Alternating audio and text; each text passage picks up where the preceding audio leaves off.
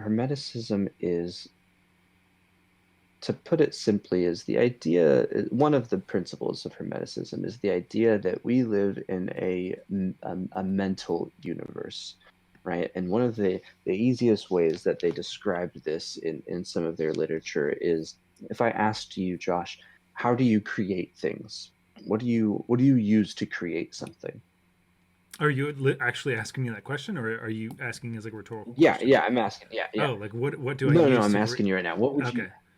Uh, yeah, how do you create things just in general? Like a house, this a house. podcast, a table, Okay.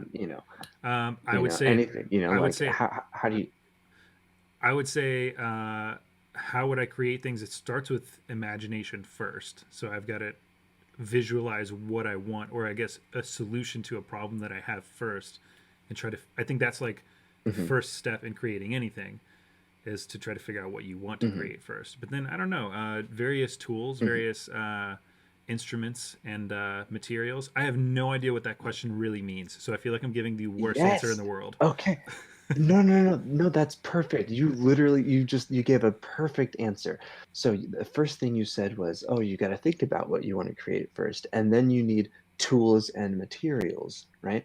Well, um, uh, some science tells us that, we can't add or subtract to the universe, right?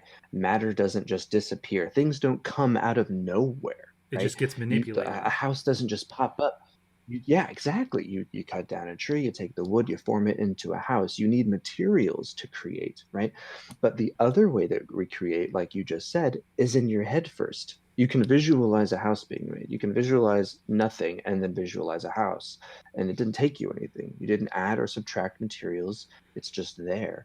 And so there's this philosophy that, well, and I'm no master on philosophy, by the way. I'm very much I've only been a Mason for 5, 6 years, and while I've gotten pretty far in it and I've learned a whole lot, I'm in no way perfect at this. So I might botch this description here. But from what I've read, the idea is, okay, if we can't add or subtract from the universe, if we can't just make things appear like that.